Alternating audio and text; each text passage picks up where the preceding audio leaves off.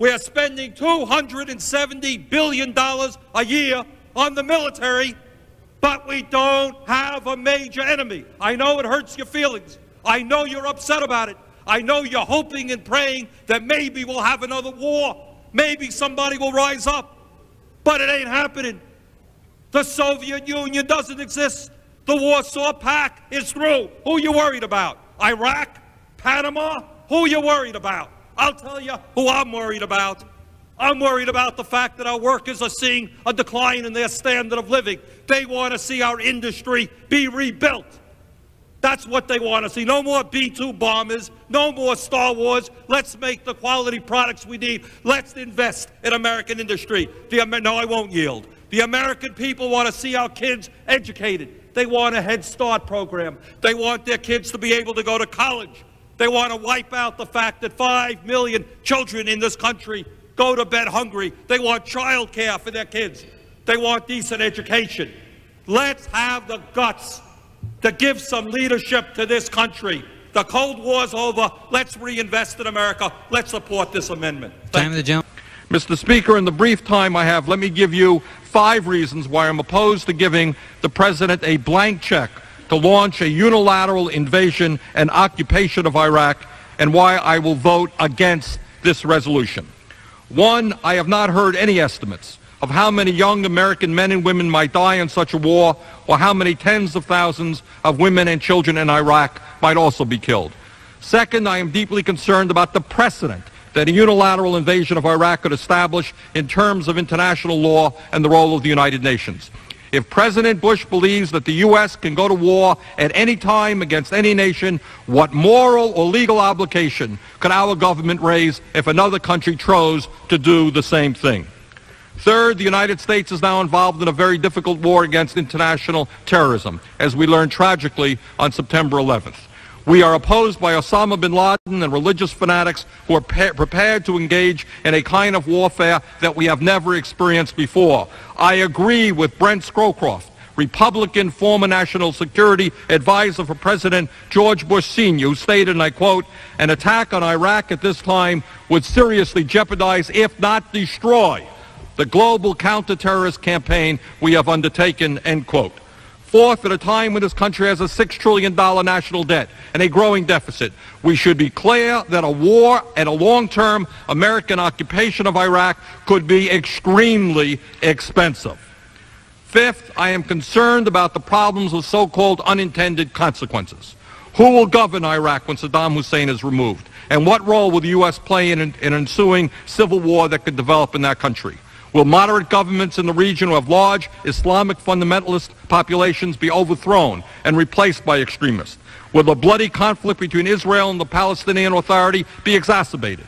And these are just a few of the questions that remain unanswered. The same ones that would put homos in the military. Now, my ears may have been playing a trick on me, but I thought I heard the gentleman a moment ago say something, quote unquote, about homos in the military. Was I right in hearing that expression? Absolutely. Putting homosexuals in the military. You said something about homos in the military. Was the gentleman referring to the many thousands and thousands of gay people who have put their lives on the line in countless wars defending this country? Was that the group of people that the gentleman was referring to? I'm talking about the military. People in the military do not support. That's not what we were talking about. You used the word homos in the military. You have insulted thousands of men and women who have put their lives on the line. I'm talking about you and liberals like you that keep the foreign defense. Gentlemen, reclaiming my time. Nobody would deny that we have come a long way. I remember when I was mayor, I appointed the first woman police officer back in the 1980s. What a big deal that was. Walk around Capitol Hill today, it's not such a big deal. Overcome huge barriers in terms of sexism. There is growing frustration that members of Congress, mostly men, I should add, are trying to roll back the clock on women's reproductive rights, in this case, the right of women to receive contraceptive services through their insurance plans. This attack is grossly unfair, and I hope that men will stand with women in the fight to protect this very basic right. And let me add my strong belief that if the United States Senate had 83 women and 17 men rather than 83 men and 17 women, my strong guess is that a bill like this would never even make it to the floor. Your position on what's happened recently in Texas and Wisconsin on abortion. I have a lifetime pro-choice, 100% pro-choice voting rights record. I think, I understand that people disagree on this issue, but I believe that it is a woman's decision. It's a difficult decision, but it's a decision between her and her physician. And I will do everything that I can in 50 states of this country to make sure that women have that choice.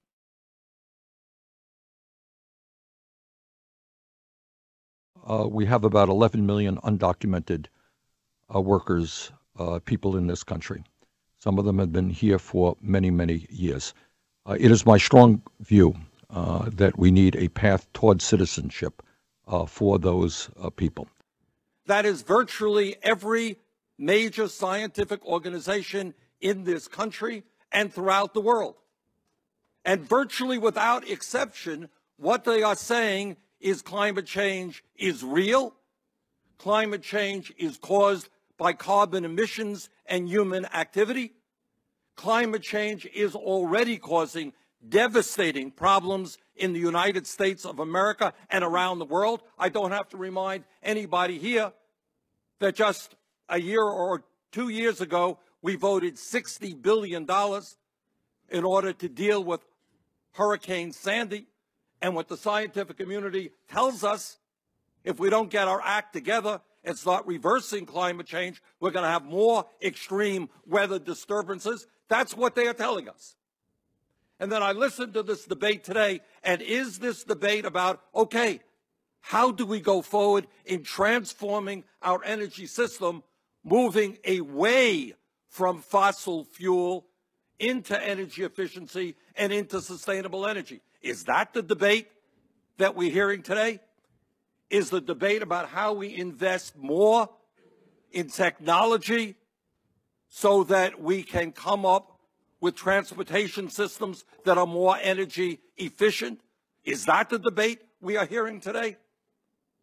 No, what the debate is that we are hearing today, and where I fear a majority of the members of this committee will vote, is to reject science. And I am very worried about the United States Congress turning its back on science, turning its back on those people who tell us that we have got to cut carbon emissions rather than give a green light for the exploration and the production of some of the dirtiest oil on this planet. I think, frankly, that is crazy. I think we are moving in exactly the wrong direction. According to the latest reports from the IRS, the wealthiest 1/10 of 1%, 1/10 of 1%, 300,000 men, women, and children now earn more income than do the bottom 150 million Americans. 1/10 of 1%. More income than 50% of the American people, and that gap is growing wider. What is your sense about what it means to the future of this country and economic justice that we have such an unequal distribution of income and wealth? Well, first of all, Mr. Sanders, Senator, I have not thought about that question. Don't you think it's a question that we should think about? I will give it some thought. I have given some thought to tax distribution and tax reform, and I would agree with you that our tax code needs to be reformed, and there are problems within our tax code that need to be rooted out. We have the top 1% of the tax code of the people paying taxes in this country pay 40% of all of the taxes. The top 5% pay 59%. But I've just given you an example of the fact that the wealthiest 1/10 of 1% earn more income than do the bottom 50%. They also pay taxes, don't they? Of course they pay taxes, but not proportionate to what they earn. Let me ask you another question, a moral question. Let's forget about being in the United States Senate, let's get down to basic morality.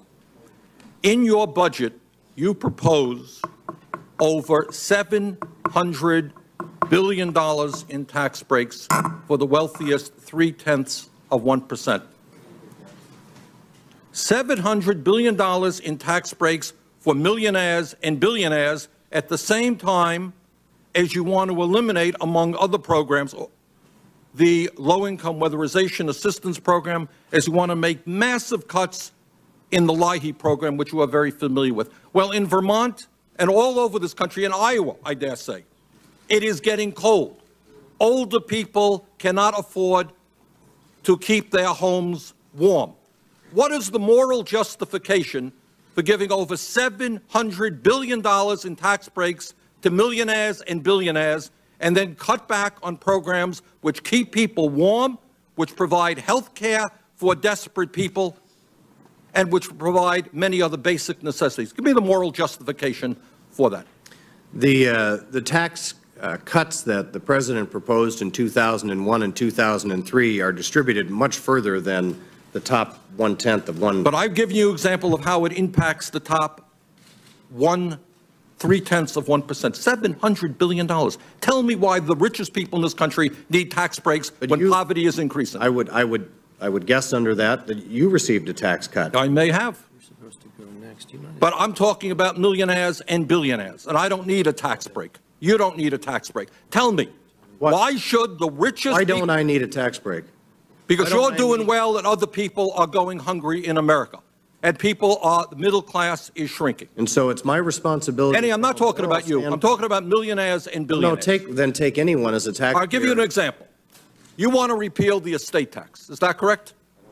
All of the benefits of the estate tax go to the richest 0.3 of 1%. If the estate tax is completely repealed, the Walton family, which is worth $80 billion, which owns Walmart's, will get over $30 billion in tax relief.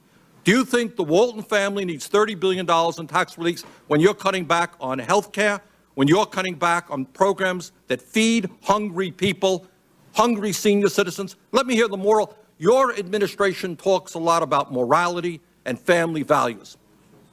Now tell me about the morality of giving tax breaks to the Walton family worth $80 billion and cutting back on the needs of the most desperate people, and throw in there a justification for raising the fees for our veterans who are getting into the VA hospital, significantly increasing them, which will drive veterans off of the VA. Well, these are the veterans who have incomes that are higher than... Yeah, $27,000 a year. In other words, I want to hear a simple, Jim, man to man. You tell me about tax breaks for billionaires and cutting back on the needs of veterans and low-income people. First of all, I don't know what the tax bill is for the Walton family. I don't know how much they pay. My estimate is they will save $30 billion through the repeal of the estate tax. Tell me why they need a $30 billion. What do they do with that $30 billion then? I have no idea, but I will tell you. But my bet is that they are quite philanthropic, as are many in that situation. Again, I don't have personal knowledge about what they do with it, but they earned it. I'm glad you're concerned about the Walton family. Some of us are concerned about families. No, you brought up... Now, today, you may not have known this.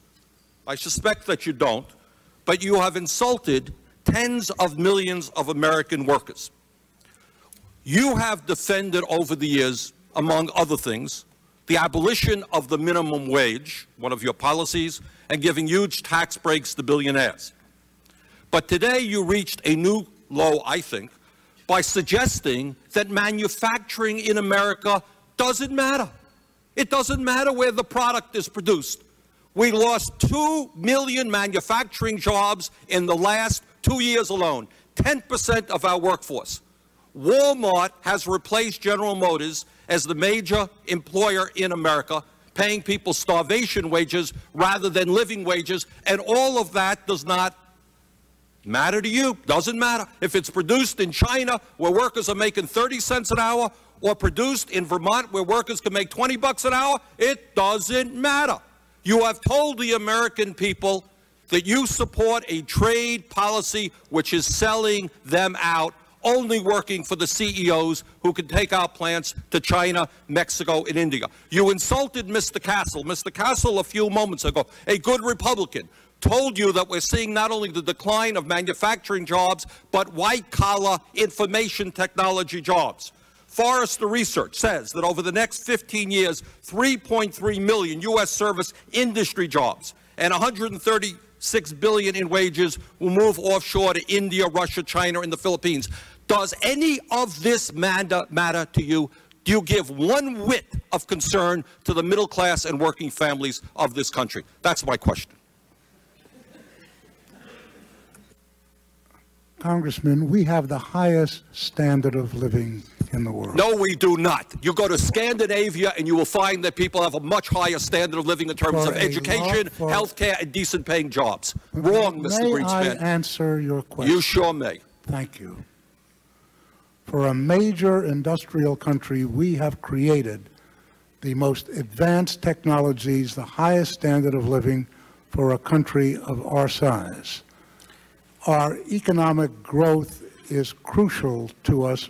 The incomes, the purchasing power of our employees, our workers, our people are by far more important than what it is we produce. I submit to you that, may I?